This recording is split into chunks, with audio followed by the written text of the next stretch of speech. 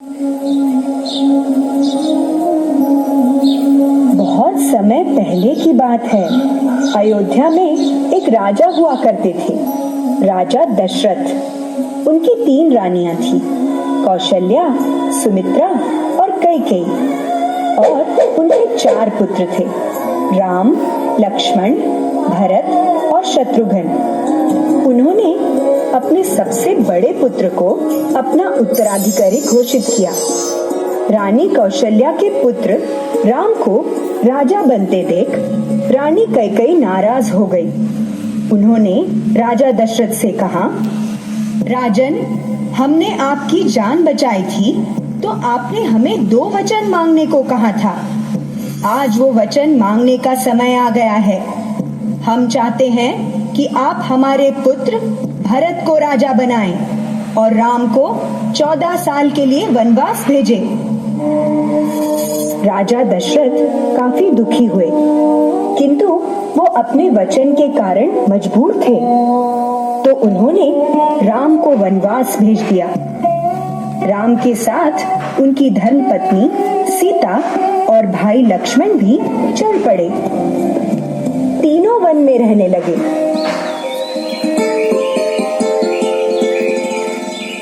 एक दिन शूर्पणखा नाम की एक राक्षसी एक सुंदर नारी का रूप धारण कर वहां आई। वो राम जी को देखकर मोहित हो गई और उन्हें जाकर बोली, मुझे आपसे शादी करनी है।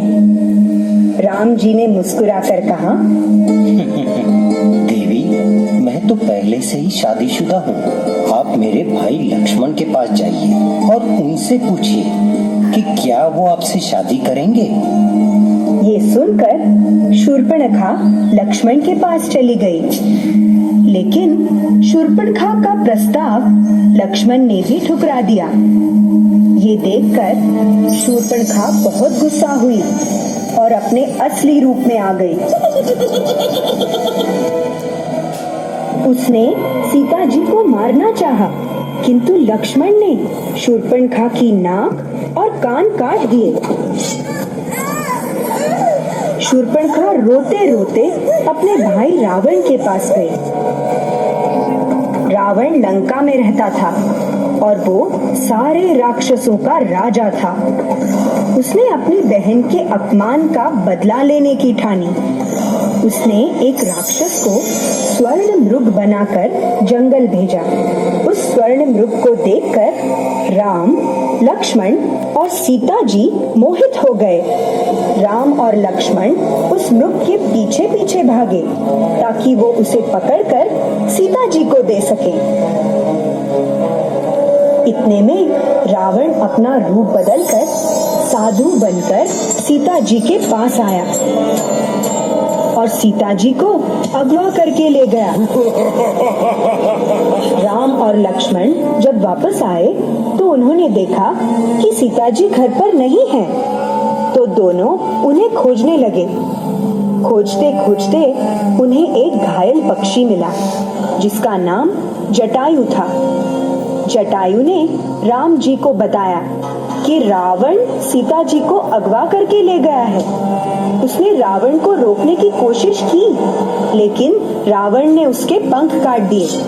राम और लक्ष्मण लंका की ओर चल पड़े। रास्ते में उन्हें वानरों और भालुओं की सेना मिली और उनके साथ रावण से युद्ध करने चल पड़ी।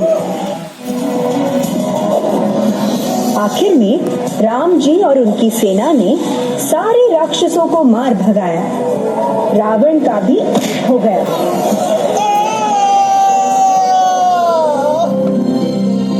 और राम जी युद्ध जीत गए। जीतने के बाद राम जी और सेना सीता जी को लेकर वापस आ गए।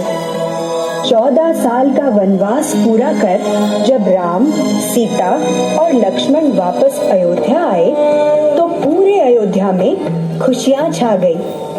सारी प्रजा ने अयोध्या को दियों और फूलों से सजाया और भगवान राम का स्वागत किया। रावण पे राम की जीत का भी उत्सव मनाया गया।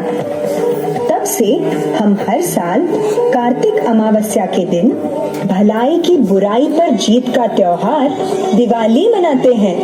हैप्पी दिवाली।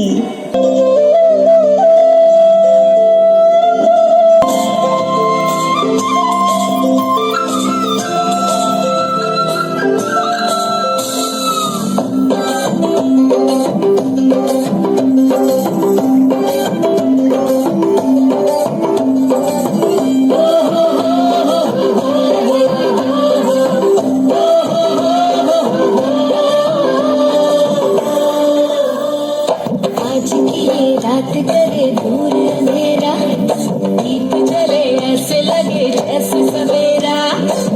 प्यार की सौगातें हो, तारों की बारातें हो, दूरी की नवातें हो, बस मुलाकातें हो, सबको यही देती संदेशा। दीपावली गली गली बन के खुशी छाई रे, रोशनी की चादर ओढ़े दीपावली आई रे। दीपावली गली गली बन के खुशी छाई रे, रोशनी की चादर ओढ़े दीपावली आई रे।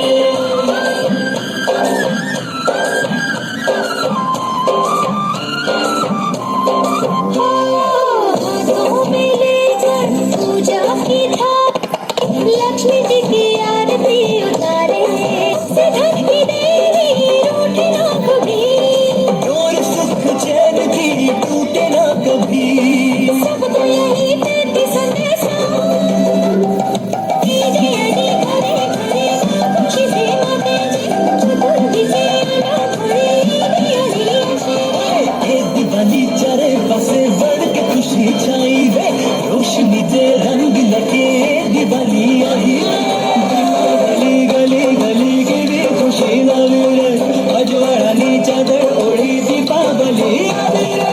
दीपावली अनेक दिन संतोष से कन्नने, कोई सुनाई तेरी कौन दीपावली वंदने। आज की ये रात करे घोर अंधेरा, दीप जले इस लगे जैसे सवेरा। प्यार की सौगातें हो, तारों की बारातें हो, दूरी की नवातें हो, बस मुलाकातें हो, सबको यही देते संदेशा।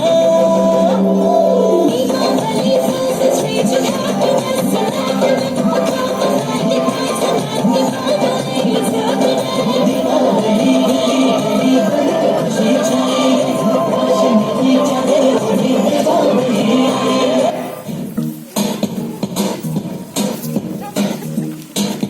ये दिन जहाँ मैं हर कहीं भर दे रोशनी, उसी के प्यार की।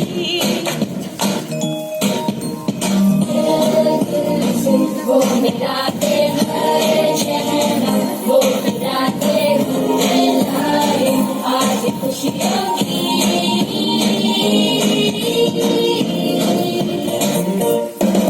ये दिन है जहाँ मैं हर कहीं भर दे रोशनी, उसी के प्यार की, उसी के